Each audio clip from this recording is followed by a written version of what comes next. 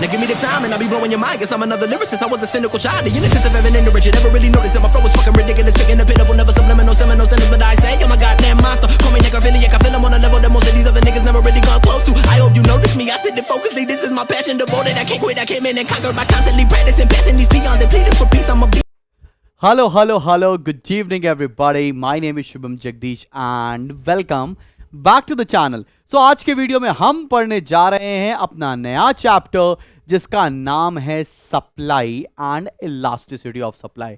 Frank book के हिसाब से ये हमारा 5th चैप्टर है।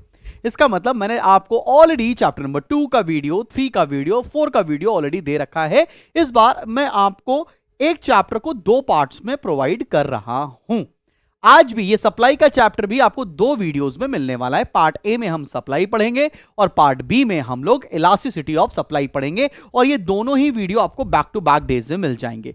जैसे ये वीडियो आप प्रोबेबली देख रहे होंगे 9th ऑफ जुलाई को एंड अगला पार्ट आपको 10th ऑफ जुलाई को ही मिल जाएगा, तो आपका आराम से पोर्शन कवर हो जाएगा। एंड बिफोर आई बिगिन मैं आपको बताना चाहता हूं कि जितने भी नोट्स मैं इस बोर्ड पर लिख रहा हूं ये सारे के सारे नोट्स हमारे सारे स्टूडेंट्स के लिए फ्री ऑफ कॉस्ट अवेलेबल कराए जाते हैं हमारी एप्लीकेशन के ऊपर फ्री स्टडी मटेरियल सेक्शन के अंदर। तो करना क्या है, डिस्क्रिप्शन में लिंक मिलेगा, हमारा ऐप डाउनलोड करें ऑब्सेशन एंड एंट्रेंस हब और वहां जाकर ये पूरा नोट्स आप डाउनलोड कर सकते हैं। और अगर आपको हमारे साथ लाइव प्रिपेयर करना है बोर्ड्स 2026 के लिए, जिसके अंदर मैं आपको अकाउंटेंसी, इकोनॉमिक्स और कॉमर्स पढ़ाने वाला हूं, साथ ही स्पार्टन्स जैसे फ्लैगशिप प्रोग्राम में आपको 3 किताबें मैं आप पे घर पे भी डिलीवर करने जा रहा हूं इसी कोर्स के अंदर, और इसमें आप फटाफट से एनरोल कर सकते हैं। इसकी फीस मात्र 10,000 रुपीज है। और अगर आपको लगता है कि नहीं भाई मेरे को तो बोर्ड्स के साथ साथ एंट्रेंस एग्जामिनेशंस की भी तैयारी करनी है, सीयूईटी हो गया, आईपी मैट हो गया, जेवियर्स, क्राइस्ट, नार्सी, मुंजी, सिम्बियोसिस, इन सारे कॉलेजेस की भी प्रिपरेशन करनी है, तो Fateh is the course for you. आप इसमें एनरोल कर सकते हैं। इसमें बोर्ड्स की भी तैयारी होगी और साथ साथ एंट्रेंस की भी तैयारी होगी। लेकिन माइंड यू ये दोनों ही कोर्सेज सिर्फ और सिर्फ आईएससी स्टूडेंट्स के लिए होने जा रहे हैं। तो चलिए शुरू करते हैं बिना टाइम वेस्ट किए आज का चैप्टर। चलो बच्चे पार्टी शुरू करते हैं चैप्टर। लेकिन चैप्टर शुरू करने से पहले इन बातों का ध्यान रखना है कि भाई कौन कौन सा टॉपिक आपके सिलेबस में है 2025-26 में। कंसेप्ट ऑफ सप्लाई पढ़ना है, मैंने टिक मार्क रखा है। डिटरमिनेंट्स ऑफ सप्लाई आपके सिलेबस में है। Law of supply, supply function and schedule, time period and supply again आपके सिलेबस में नहीं है। आगे बढ़ते हैं, exceptions to the law of supply भी आपके सिलेबस है। Movement along the supply curve and shift of supply curve भी सिलेबस में है। Then price elasticity of supply भी है। Determinants of elasticity of supply आपके सिलेबस में नहीं है। तो जब भी सप्लाई चैप्टर की बात आएगी मेरी जान, ये पूरा चैप्टर आपको पढ़ना होगा प्रोड्यूसर पॉइंट ऑफ व्यू से। प्रोड्यूसर पॉइंट ऑफ व्यू वो क्या होता है, आओ जरा देखते हैं ये सप्लाई क्या है। जैसे ही पढ़ेंगे ये डेफिनेशन आपके आंखों के रास्ते दिल में उतर जाएगी मेरी सारी बातें। सप्लाई होती क्या है, supply of a commodity refers to quantities of a commodity which producers or sellers are willing to produce and offer for sale at various prices during a particular period of time। मैं कहना क्या चाहता हूं, बहुत सारे producers और sellers हैं हमारी कंट्री में। वो कितने गुड्स और सर्विसेज प्रोड्यूस करना चाह रहे हैं और बेचना चाह रहे हैं at various possible prices during a particular period of time. एक बार कीवर्ड्स इस पर्टिकुलर डेफिनेशन की देख लो। हाउएवर अब आज का जो आईएससी का पैटर्न चेंज हो चुका है, आपसे इतने डायरेक्ट क्वेश्चन कभी भी नहीं पूछे जाएंगे, लेकिन फिर भी देख लेते हैं। Supply of a commodity refers to quantities, पहला keyword, of a commodity which producers और sellers are willing to produce and offer for sale at various prices during a particular period of time. तो ये कुछ keywords हैं जो आपको दिमाग में रखने हैं कि प्रोड्यूसर्स कितना प्रोड्यूस करेगा और ऑफर फॉर सेल करेगा eight various prices during a particular period of time. इसको हम लोग सप्लाई बोलते हैं। क्लियर आ रही बात सभी लोग को। अब जो हम अगला कंसेप्ट पढ़ने जा रहे हैं वो होता है कि भाई ये इंडिविजुअल सप्लाई क्या है और मार्केट सप्लाई क्या है। बड़ा बेसिक सी बात है। इंडिविजुअल मतलब एक प्रोड्यूसर कितना बेचना चाह रहा है, प्रोड्यूस करना चाह रहा है, और मार्केट सप्लाई मतलब सारे प्रोड्यूसर्स मिलकर क्या बेचना चाह रहे हैं। तो आओ जरा देखते हैं। It refers to quantities of a commodity which a firm, यहां पर बात हो रही है एक फर्म के बारे में, is willing to produce and offer for sale at different prices during a specified period. ठीक है ना, एक फर्म के बारे में बात हो रही है। यहां पर सारे प्रोड्यूसर्स के बारे में बात होगी। Quantities of commodity that all the producers are willing to produce and offer for sale at different prices during a specified period is known as market supply. तो तुमको बात समझ में आ गई? अगर एक प्रोड्यूसर या एक फर्म की सप्लाई कहेंगे तो उसे इंडिविजुअल बोलेंगे, और अगर सारी फर्म्स की सप्लाई को ऐड कर देंगे तो उसे मार्केट सप्लाई कहा जाएगा. चलो बेटा, अब बात करते हैं ये स्टॉक क्या है और ये सप्लाई क्या है. स्टॉक को हम लोग पोटेंशियल सप्लाई बोलते हैं. स्टॉक मतलब क्या? एक बात समझते हैं. एक प्रोड्यूसर है, एक प्रोड्यूसर है, बड़ा ही खूबसूरत प्रोड्यूसर है, और ये प्रोड्यूस करता है लेट्स से लिपस्टिक्स, लड़कियों की लिपस्टिक्स, ठीक है ना. ये लिपस्टिक, इसका नाम है राज लिपस्टिक कॉर्नर, RLC. लड़कियां बोलती भैया मैं लिपस्टिक लगाऊंगी तो सिर्फ राज की लिपस्टिक लगाऊंगी. अब बात समझते हैं. अब राज का एक गोडाउन है, उस गोडाउन, वेयरहाउस गोडाउन मतलब वेयरहाउस, गंदे बच्चों. वेयरहाउस का मतलब वो वहां पर जहां पर इन्होंने सारी अपनी लिपस्टिक को सब मतलब होल्ड करके रखा हुआ है. अब यहां पर 10,000 लिपस्टिक रखी हुई है, 10,000 लिपस्टिक्स रखी हुई हैं, ठीक है ना. और इन्होंने 2,000 लिपस्टिक्स मार्केट में बेची हुई हैं कि भैया हमने बेचने के लिए रखा है. अब देखो स्टॉक क्या है, सप्लाई क्या है. पढ़ो. Supply is that part of stock which is offered for sale in the market. It is also known at actual supply. मतलब इनके पास वेयरहाउस में 10,000 था, उसमें से 2,000 इन्होंने बेचने के लिए दे दिया तो उसको सप्लाई बोलेंगे. सप्लाई क्या हो गया? 2,000. लेकिन जो अभी बेचने के लिए नहीं दिया है वो होगा स्टॉक ऑफ अ कमोडिटी. मतलब आओ देखो, stock of the commodity is total amount of commodity available with the producers at any given point of time. It is also known as potential supply. आप कितना सामान बेचने की कैपेसिटी रखते हो उसको बोलेंगे स्टॉक, और कितना सामान आप एक्चुअल में मार्केट में बेच रहे हो उसको बोलेंगे सप्लाई. सर ये तो सेम बट डिफरेंट लग रहे हैं. हाँ भाई, थोड़ा सिमिलर है लेकिन अलग अलग है. आओ भाई आगे बढ़ते हैं. अब हम जानते हैं हमारा अगला टॉपिक, ये डिटर्मिनेंट्स ऑफ सप्लाई क्या होने जा रहा है. ये बेहतरीन टॉपिक है, एग्जाम में आएगा ही आएगा. जब तक सूरज चांद रहेगा डिटर्मिनेंट्स ऑफ सप्लाई आपके पेपर में आता रहेगा. डिटर्मिनेंट्स की बात जब हो जाए तो डिटर्मिनेंट्स का मतलब क्या होता है? वो सारे फैक्टर्स जिनसे या तो सप्लाई हमारी बढ़ जाएगी या सप्लाई हमारी कम हो जाएगी, उसको डिटर्मिनेंट्स ऑफ सप्लाई कहा जाएगा. ठीक है बच्चा पाड़ी. आओ जरा पहला पॉइंट पढ़ते हैं, price of the commodity. Price of the commodity बड़ी सिंपल सी बात है. अगर प्राइस बढ़ेगी तो सप्लाई बढ़ेगी. अब तुम्हारे दिमाग में ख्याल आएगा सर ऐसा कैसे हो सकता है, प्राइस कम होगा सप्लाई कम होगा. भाई देखो, जब हम माइक्रो इकोनॉमिक्स पढ़ रहे होते हैं ना तो हमको जज्बाती नहीं होना चाहिए. बात मुझे पता है तुम बड़े इमोशनल बच्चे हो यार, लेकिन तुम्हें पढ़ते समय इमोशनल नहीं होना चाहिए. जब आप सप्लाई पढ़ रहे हैं तो डिमांड के बारे में नहीं सोचेंगे. तुम सोच रहे थे ना अगर प्राइस बढ़ जाएगा तो लोग खरीदेंगे क्यों. अरे ना बेबी ना, सप्लाई बोल रहे हैं तो सिर्फ सप्लाई के बारे में सोचेंगे, डिमांड के बारे में नहीं. Because micro economics individual concept है और बाकी सारी चीजों का ceteris paribus, other things remaining same. वही. तो अब बताओ, अगर ये फोन है, ये जब 10,000 रुपए का बिकेगा तब बेचना चाहोगे, जब 1 लाख रुपए का बिकेगा तब बेचना चाहोगे. तुम बोलोगे हाँ सर 1 लाख का जब बिकेगा तब बेचना चाहेंगे, बिकॉज बढ़िया बढ़िया पैसे कमाएंगे, बढ़िया बढ़िया घूमने जाएंगे उनके साथ. अच्छा ठीक है, उनको क्यों ले आए तुम बीच में. खैर आगे बढ़ते. प्राइस ऑफ द कमोडिटी सबको समझ में आ गया. प्राइस बढ़ेगी सप्लाई बढ़ेगी, प्राइस कम सप्लाई कम, एकदम क्लियर, चकाचक. आगे आते हैं गोल्स ऑफ द प्रोड्यूसर. अगला पॉइंट है गोल्स ऑफ द प्रोड्यूसर. अब ये गोल्स ऑफ द प्रोड्यूसर्स का मतलब क्या है? अब किसी भी प्रोड्यूसर, जैसे ये है ना, ये अपना वही राज जो लिपस्टिक बेचता है, याद होगा राज, नाम तो सुना ही होगा, ये अपना राज भाई. अब राज कहता है यार मेरे 2 गोल हैं, या तो मुझे प्रॉफिट मैक्सिमाइज करना है या मुझे सेल्स मैक्सिमाइज करना है. अगर इसको प्रॉफिट मैक्सिमाइज करना पड़ेगा तो ये महंगा सामान बेचेगा, और अगर इसको सेल्स मैक्सिमाइज करनी होगी तो ये सामान का रेट सस्ता रखेगा और ज्यादा बेचने की कोशिश करेगा. तो अगर profit maximisation is the aim तो मैंने यहां आपके लिख रखा है more supply at higher prices. Similarly if sales maximisation is the aim then more supply at lower prices. एकदम सिंपल है ना भाई, क्लियर हो रहा है ना बच्चा. चले आगे बढ़े, थर्ड पॉइंट पर आते, इनपुट प्राइसेस. इनपुट प्राइसेस का मतलब क्या होता है सर? ये जैसे माउस है, इस माउस को बनाने में जो खर्चा लग रहा है उसको अपन लोग इनपुट प्राइसेस बोलते हैं. ठीक है ना. इनपुट प्राइसेस की जब बात होगी तो जरा देखो, अगर इनपुट प्राइस बढ़ जाए, मतलब इसको बनाने का खर्चा बढ़ जाए, तो किसी भी प्रोड्यूसर्स का प्रॉफिट कम हो जाएगा ना. मान लो पहले ये 100 रुपए का बिकता था, ये प्रोड्यूसर 20 रुपए में बनाता था और 80 रुपए बढ़िया बढ़िया कमाता था. लेकिन अब इसको बनाने का खर्चा हो गया 50 रुपए, अभी भी 100 रुपए का ही बिकता है मार्केट में.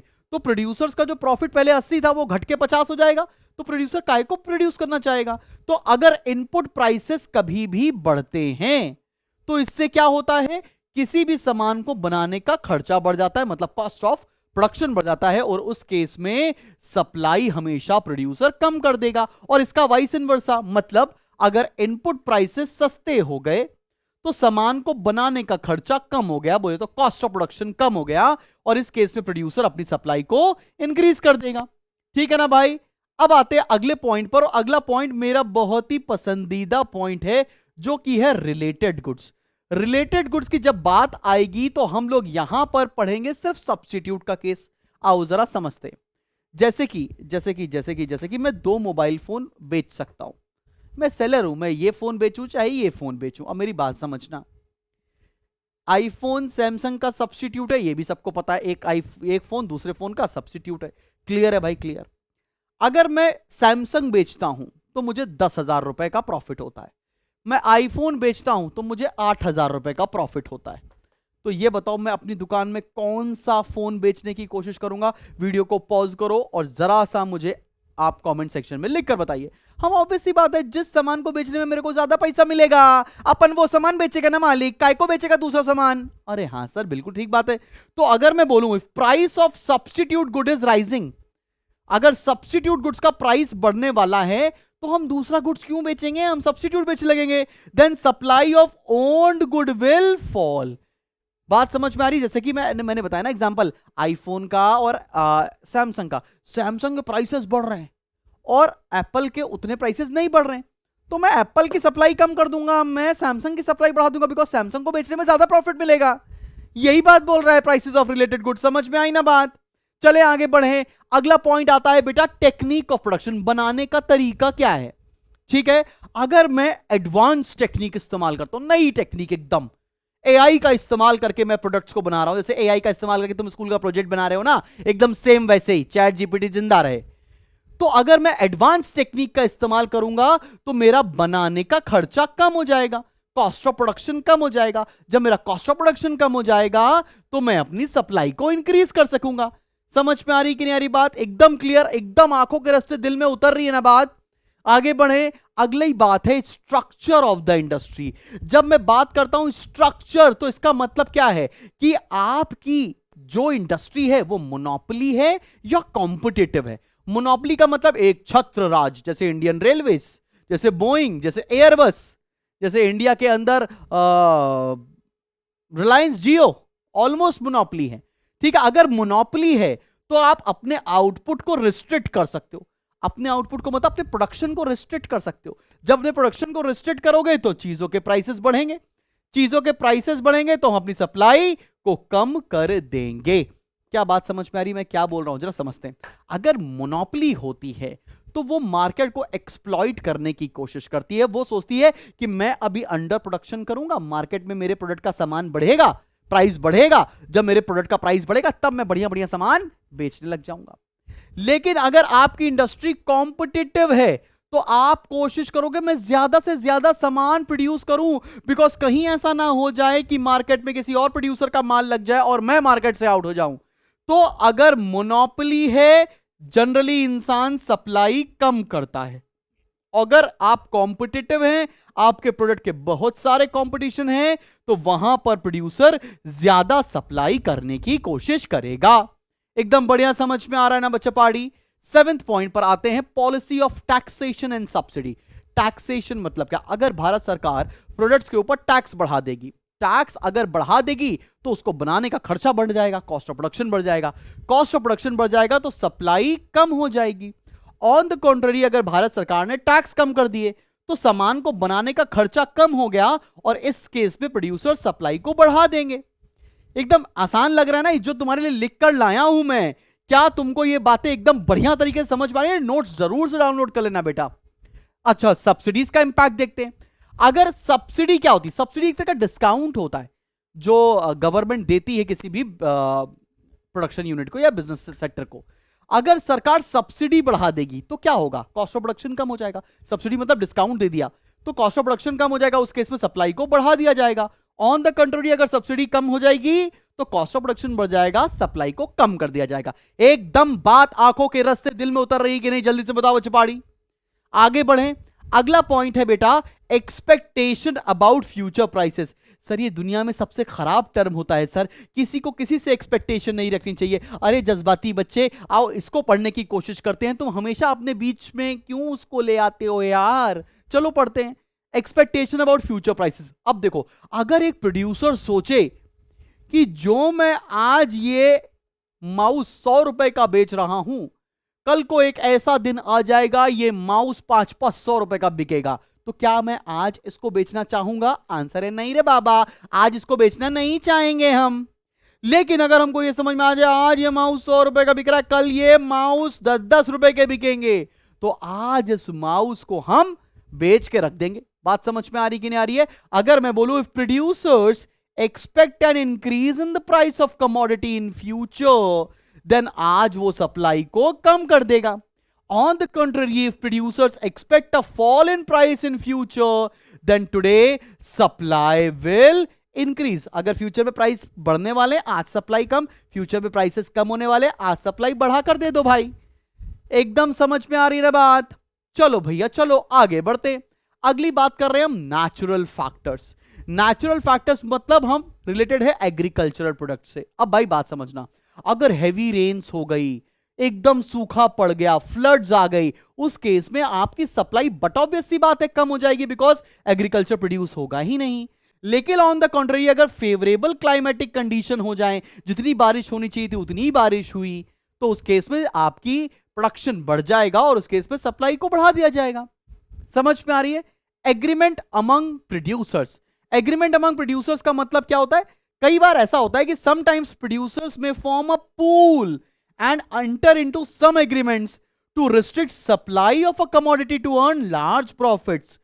They will create artificial scarcity and supply falls. अभी क्या होता है, कुछ कई बार देखा जाता है ना, कई सारे प्रोड्यूसर्स आपस में कार्टल्स बना लेते हैं, मतलब हाथ मिला लेते हैं, कहते हैं कि यार हमारा सामान तो बिकता ही है, ऐसा करते हैं, मार्केट को एक्सप्लॉइट करते हैं। हम लोग एग्रीमेंट बना लेते हैं, हम लोग अपनी मार्केट में सप्लाई कम कर देंगे, जैसे ही सप्लाई कम हो जाएगी स्कार्सिटी हो जाएगी, कमी हो जाएगी गुड्स की, और धीरे धीरे हमारे प्रोडक्ट के प्राइसेस बढ़ने लगेंगे, और जब प्राइसेस बढ़ने लगेंगे बढ़िया बढ़िया अपना सामान बेचकर और गोवा निकल जाएंगे घूमने के लिए। क्या कहते हो, मजा आ रही कि नहीं आ रही भाई? चले आगे बढ़ जाया जाए और लास्ट पॉइंट पर आते हैं, ट्रांसपोर्ट एंड कम्युनिकेशन फैसिलिटीज। अगर ट्रांसपोर्ट और कम्युनिकेशन फैसिलिटीज बहुत बढ़िया है किसी भी जगह पर, तो वहां की सप्लाई इंक्रीज हो जाएगी, गुड्स इजीली एक जगह से दूसरी जगह पर पहुंचाए जा सकते हैं। तो ये छोटा सा टॉपिक था जो तुम्हें समझ में आ गया होगा। अगर इन्हीं सारे डिटर्मिनेंट्स को हम एक इक्वेशन के थ्रू मेंशन कर दें तो उसको बोलते हैं सप्लाई फंक्शन। जैसे हम लोगों ने डिमांड फंक्शन पढ़ा था ना भाई, it is a statement which states that relationship between quantity supplied of a commodity and it's determinants. बोले तो सप्लाई फंक्शन क्या होता है? फंक्शन ऑफ सारे factors, price of goods, price of related goods and whatsoever. I hope तुमको यहां तक की बात तो एकदम बढ़िया बढ़िया समझ में आ गई होगी। चले बड़े अगले टॉपिक की तरफ आ जाए, कर दिया जाए। रे सुल्तान कर दे चढ़ाई। चलो भाई बढ़ते हैं अगले टॉपिक पर। यार यहां तक पढ़ाते पढ़ाते तो मैं भी थक गया यार, जल पीने का समय हो गया है, लेकिन कोई बात नहीं, अब आगे बढ़ेंगे और अगले टॉपिक पर आएंगे। और अगला टॉपिक है law of supply. Law of supply की बात आएगी, बड़ा ही सिंपल टॉपिक है। लॉ ऑफ सप्लाई बोलता है बाकी सारे फैक्टर्स को कांस्टेंट मान लो, बोले तो उसको सिट्रस पेरिबस बोल दो। जब प्राइस बढ़ेगा सप्लाई बढ़ेगी, प्राइस कम होगा सप्लाई कम होगा। क्या इतनी सी बात तुम्हें समझ नहीं आ रही? आ तो रही है sir. Law of supply states that other things remaining the same, इसको क्या बोलते हैं? Citrus Paribas. The quantity supplied of any commodity that firms will produce an offer for sale rises as its price rises and falls with the fall in its price। या तो अंग्रेजी हो गई, ये समझो, प्राइस बढ़ेगा सप्लाई बढ़ेगा, price कम supply कम। Easy है कि नहीं? Sir it's not easy sir, it's easy. अच्छा हाँ ठीक है बेटा, चलो बढ़ते हैं आगे। अब हम बात करने जा रहे हैं सप्लाई शेड्यूल की एंड सप्लाई कर्व के बारे में। चलो बेटा जी चलो आगे बढ़ा जाए, जिंदगी में कुछ करा जाए। कैसा लग रहा है तुम लोग को पढ़ाई करके? मुझे जल्दी से बता देना, ऐसा ना हो जाए कि तुम्हें कुछ समझ में ना आए। भाई कमेंट सेक्शन में लिखते चलना कि मजा आ रहा है कि नहीं। चले भैया आओ जरा इंडिविजुअल और मार्केट सप्लाई, पहले हम इंडिविजुअल का केस पढ़ने जा रहे हैं। इंडिविजुअल सप्लाई देखते हैं। इंडिविजुअल सप्लाई का मतलब क्या होता है? एक प्रोड्यूसर की सप्लाई, ठीक है ना भैया। जैसे कि मैंने बोला था राज की सप्लाई तो क्या हो जाएगी? Individual supply. और राज और सिमरन की सप्लाई मिला दे तो मार्केट सप्लाई बनती है ना। डीडीएलजे नहीं देखी तुमने? प्राइस और क्वांटिटी सप्लाइड ऑफ राज। चलो देखो, प्राइस 100 था, क्वांटिटी सप्लाई 500 थी, प्राइस 200 हो गया, बढ़िया बढ़िया, क्वांटिटी सप्लाइड हो गई 1000। इस बात को हम डायग्राम के थ्रू भी बता सकते हैं। सर डायग्राम नहीं होता है, कितनी बार समझाया सर आपको, ग्राफ होता है। अच्छा ठीक है भाई, ग्राफ होता है। प्राइस क्वांटिटी सप्लाई ऑफ राज, ठीक है ना। प्राइस कितना था पहले? 100, फिर प्राइस था 200, पहली सप्लाई थी 500, फिर सप्लाई थी 1000। 100 पे कितना? 500 पहला पॉइंट ये, 200 पे कितना? 1000 दूसरा पॉइंट ये, दोनों पॉइंट को जोड़ दिया, ये बन गया अपना supply curve, individual supply curve. क्या बनाना आया आप सभी लोगों को? It's a upward tending, it's a positive sloping curve, ठीक है ना। अब आते हैं, जरा बात कर लेते हैं हम लोग, बढ़िया बढ़िया, जरा व्हाइट वाला अगर बना ले थोड़ा सा, हाँ ठीक है। अब बनाते हैं हम लोग मार्केट सप्लाई। अब बनाते हैं मार्केट सप्लाई। मार्केट सप्लाई का मतलब क्या? सारे प्रोड्यूसर्स की सप्लाई को ऐड कर दो। जैसे ये प्राइस है, क्वांटिटी सप्लाइड ऑफ राज है। 100 पे कितना था? 500, 200 पे था इसका 1000, ठीक है ना। सिमिलरली हमने क्वांटिटी सप्लाइड ऑफ सिमरन भी लिख लिया, ठीक है ना। 100 पे 1000 था और 200 पे 2000 था। सिमिलरली हम मार्केट सप्लाई निकाल सकते हैं ना, राज प्लस सिमरन को ऐड कर दिया जाए तो मार्केट सप्लाई आ जाएगी। सर लगता है आपकी फेवरेट पिक्चर है। हाँ बेटा, मेरी फेवरेट पिक्चर ही डीडीएलजे है। आओ, 500 और 1000 ये हो गया बढ़िया बढ़िया 1500, और 1000 और 2000 ये हो गया 3000। अब इसका भी डायग्राम बना सकते हैं। सर फिर बोल रहे डायग्राम, अरे ग्राफ बना सकते हैं ना भैया। चलो बनाते हैं। यहां पर है प्राइस, यहां पर है क्वांटिटी सप्लाइड ऑफ राज, फिर यहां बनाएंगे x axis origin, Y axis यहां पर है प्राइस, यहां है क्वांटिटी सप्लाइड ऑफ सिमरन, फिर बना देंगे अपन market supply. X axis origin, Y axis यहां पर है प्राइस, यहां quantity supplied of Raj plus Simran, मतलब मार्केट सप्लाई। 100 है, 200 है, 100 है, 200 है, पहले 100 फिर 200। चलो बनाए। पहले था 500 और 1000, 500 1000, 100 पर था 500, 200 पे था 1000, और ये बना दी हमने सप्लाई कर्व ऑफ राज। ये बना दिया हमने सप्लाई कर्व ऑफ राज। फिर यहां पर क्या था? 100 पे 1000, 200 पे 2000, 100 पे 1000, 200 पे 2000, और ये बना दी हमने सप्लाई ऑफ सिमरन। फिर मार्केट सप्लाई बना देते हैं, 1500 और 3000, 100 पे 1500, 200 पे 3000, ये बना दी हमने मार्केट सप्लाई। सब बच्चों को बनाना आया? कोई दिक्कत परेशानी मुसीबत तो नहीं है ना? एकदम बढ़िया समझ में आ रहा है ना बच्चे? पहाड़ी सर, मेरा सबसे फेवरेट टॉपिक पता है इस चैप्टर में क्या है? ये सर, ये है ही नहीं सिलेबस में, मैं हूं ही नहीं इस दुनिया की। हाँ भाई, ये वही बात है। तो भाई अब ये सिलेबस में नहीं है, टाइम पीरियड एंड सप्लाई, तो इसको छोड़ते हैं, जिंदगी आगे बढ़ाते हैं। अब आते हैं हम लोग बच्चा पाड़े अपने अगले टॉपिक की तरफ, और अगला टॉपिक है हमारा exceptions to law of supply. Exceptions to law of supply का मतलब क्या? वो सारी चीजें जो लॉ ऑफ सप्लाई को ना माने। लॉ ऑफ सप्लाई क्या होता है? प्राइस बढ़े सप्लाई बढ़े, प्राइस कम सप्लाई कम। इसको बात ना माने तो उस चीज को बोलते हैं हम लोग exceptions to law of supply. Exceptions to law of supply में पहला केस पढ़ने जा रहे हैं वर्टिकल सप्लाई कर्व। मतलब ऐसी सामग्री जिसकी सप्लाई को बढ़ा ही नहीं जाया सकता है, मतलब सप्लाई कांस्टेंट रहेगी। ऐसा किस केस में होता है? रेयर आर्टिकल्स के केस में। मोनालिसा की पेंटिंग, एग्रीकल्चरल प्रोडक्ट्स, वो दोनों चीजें। अब ऐसा तो नहीं कह सकते ना कि भैया मैं पैसा दे रहा हूं, जाओ और चावल लेकर आ जाओ। अरे हुआ ही नहीं है, पैदा ही नहीं हुआ चावल, इतना एग्रीकल्चर प्रोड्यूस था ही नहीं। तो यहां पर वर्टिकल सप्लाई कर मतलब ऐसी चीजें जिनकी सप्लाई लिमिटेड है, उसको सप्लाई पैसा देकर भी बढ़ा हम नहीं सकते। ये पहला एक्सेप्शन है। दूसरा एक्सेप्शन है बेटा backward bending supply curve. Backward bending supply curve होता है लेबर के केस में, लेकिन देखो मैं बताऊंगा लेबर के केस में, लेकिन तुम्हें ऐसा लगेगा कि तुम्हारे बारे में बात की जा रही है। मैं बोलूंगा लेबर के बारे में, लेकिन ना जाने तुम्हें ऐसा लगेगा कि तुम्हारे बारे में बात की जा रही है। बैकवर्ड बेंडिंग सप्लाई कर्व देखो ये होता है, मतलब जैसे मैं बच्चों से बोलता हूं कि यार बहुत सारी पढ़ाई कर लो, बहुत सारी पढ़ाई कर लो, तो तुम्हें आगे चल के बहुत बढ़िया कॉलेज मिल जाएगा। बच्चा कहता है मैं नहीं करूंगा, मैं नहीं करूंगा। वैसे लेबर क्या है, कम रेट में मार्केट में ज्यादा लेबर मिल जाते हैं, लेकिन अगर लेबर से बोलो मैं तुम्हें ज्यादा रेट दे दूंगा, तो भी मार्केट में ज्यादा लेबर नहीं मिलते हैं, बिकॉज लेबर की एक एक एक एक एक एक कैरेक्टरिस्टिक्स है कि they prefer leisure over money. जैसे मैं बोलो ना पढ़ाई कर लो, अच्छा कॉलेज मिल जाएगा, बढ़िया पैसा कमाओगे, लेकिन तुम्हें लग रहा है आराम कर ले, वो रील कौन देखेगा कच्चा बादाम वाली, मैं ही तो देखूंगा ना सर, मैं थोड़े ना पढ़ सकता हूं। हाँ सर मैं लेबर हूं, सही कह रहे, because I also prefer leisure over money. हाँ बेटा देखा, मैं बात लेबर की कर रहा था, लेकिन बात तुम तक पहुंच गई।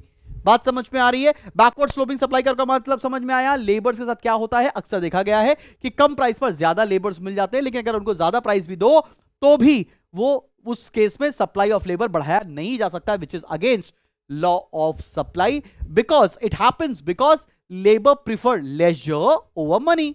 सिंपल बात समझ में आ रही है बच्चों? अब आते हैं अगले टॉपिक की तरफ, और अगला टॉपिक एकदम बेधड़क खूबसूरत बहुत बढ़िया टॉपिक है, जिसको हम लोग बोलते हैं movement along the supply curve and shift in supply curve. तो सबसे पहले हम बात करने जा रहे हैं मूवमेंट की। अगर हम बात करें मूवमेंट की, सेम टॉपिक हम लोग ने डिमांड में भी पढ़ा था। तो मूवमेंट का रीजन होता है प्राइस। मूवमेंट का रीजन क्या होता है? Price of the commodity. Movement दो टाइप के होते हैं। पहला होता है एक्सपेंशन। एक्सपेंशन का मतलब सप्लाई का बढ़ना। दूसरा होता है कॉन्ट्रैक्शन। कॉन्ट्रैक्शन मतलब सप्लाई का कम होना। और इनका रीजन क्या होता है? प्राइस। आओ जरा देखते हैं। पहले यहां पर मैं बताता हूं आपको एक्सपेंशन के बारे में, और इधर बताता हूं मैं आपको कॉन्ट्रैक्शन के बारे में। देखते चलना, बताना समझ में आ रहा है कि नहीं आ रहा है। एक्सपेंशन का रीजन क्या है? प्राइस और quantity supplied. Price 100, supply 500, price 200, supply 1000। Price बढ़ा, सप्लाई एक्सपैंड हो गई, मतलब सप्लाई इंक्रीज हो गई। चलो बना देते हैं एक ग्राफ के through. X axis origin, Y axis price, quantity supplied. Price था 100, फिर 200, क्वांटिटी थी 500, फिर 1000। 100 पे 500, फिर 200 पे 1000। ये बन गया मेरा सप्लाई का डायग्राम। अगर अपवर्ड ट्रेंडिंग एरो है, इसका मतलब सप्लाई एक्सपैंड हो रही है। सिमिलरली कॉन्ट्रैक्शन का मतलब क्या होता है? सप्लाई का कम होना। आओ भाई कॉन्ट्रैक्शन भी देख लेते हैं। पहले 200 प्राइस था, सप्लाई हुआ करती थी 1000, फिर प्राइस फॉल हो गया, जिसकी वजह से सप्लाई भी फॉल हो गई। ठीक है ना? अब जरा इसका डायग्राम देखा जाए।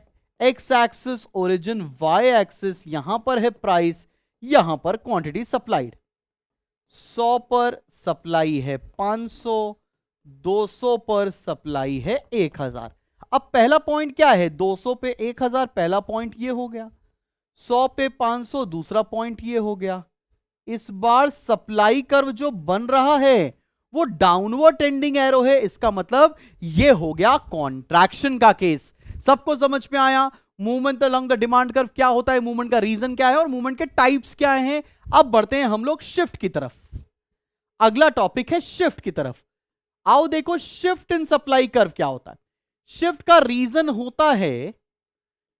रीजन होता है not due to price but due to other determinants. क्या बोल रहा हूं मैं? ये प्राइस की वजह से नहीं होता है, लेकिन अदर डिटर्मिनेंट्स की वजह से होता है। टेक्निक ऑफ प्रोडक्शन चेंज हो गया, रिलेटेड गुड्स चेंज हो गए, बाकी प्राइस की वजह से नहीं। इसके भी टाइप्स देख लो। एक होता है राइटवर्ड शिफ्ट। राइटवर्ड शिफ्ट का मतलब होता है सप्लाई का बढ़ना। सिमिलरली दूसरा टाइप होता है लेफ्टवर्ड शिफ्ट। लेफ्टवर्ड शिफ्ट का मतलब होता है सप्लाई का कम हो जाना। एकदम बात समझ में आ रही कि नहीं? चलो भाई यही दोनों केस देख लेते हैं। इधर बताता हूं मैं आपको राइटवर्ड शिफ्ट और इधर बताता हूं मैं आपको लेफ्टवर्ड शिफ्ट। चलो भाई, अभी क्या हो रहा है? प्राइस तो कांस्टेंट है। प्राइस पहले भी 100, अभी भी 100। सप्लाई पहले 500 थी, अभी सप्लाई बढ़ गई। हो सकता है टैक्स कम हो गया हो, ठीक है ना? आओ जरा इसका डायग्राम देखते हैं बेटा। X axis origin, Y axis, यहां पर है प्राइस, यहां पर है क्वांटिटी सप्लाइड। प्राइस 100 है कांस्टेंट। पहले सप्लाई थी 500, पहले सप्लाई थी 500, ये बन गई सप्लाई कर्व। अभी सप्लाई हो गई 1000, सप्लाई बढ़कर हो गई 1000, सप्लाई राइट साइड शिफ्ट कर गई। क्या बात समझ में आ रही है? सिमिलरली लेफ्टवर्ड शिफ्ट में क्या होगा? प्राइस कांस्टेंट रहेगा बेटा। लेट्स से पहले सप्लाई थी 1000, अभी 500 हो गई। हो सकता है सब्सिडी कम हो गई हो सकता है टैक्सेस बढ़ गए हो, कोई भी रीजन हो सकता है अदर देन प्राइस। चलो इसका भी डायग्राम देख लेते हैं भाई। X axis origin, Y axis, यहां पर है प्राइस, यहां पर क्वांटिटी सप्लाइड। प्राइस कांस्टेंट है। पहले सप्लाई थी बेटा 1000, पहले सप्लाई थी 1000, अभी सप्लाई हो गई है 500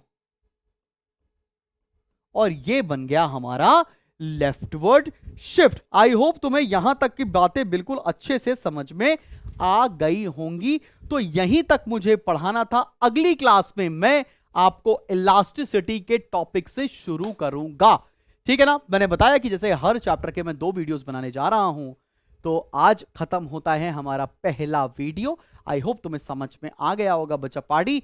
और मिलते हैं हम लोग नेक्स्ट वीडियो के साथ। Till then keep smiling and keep learning. और जल्दी से जाकर अगर आप चाहें तो ये नोट्स डाउनलोड कर सकते हैं, और हमारे साथ लाइव पढ़ना है और एक्सक्लूसिव स्टडी मटेरियल चाहिए तो आप एनरोल करें स्पार्टन्स या फतेह के कोर्स के अंदर। मिलते हैं बहुत जल्दी हम नेक्स्ट वीडियो के साथ। Till then keep smiling and keep learning.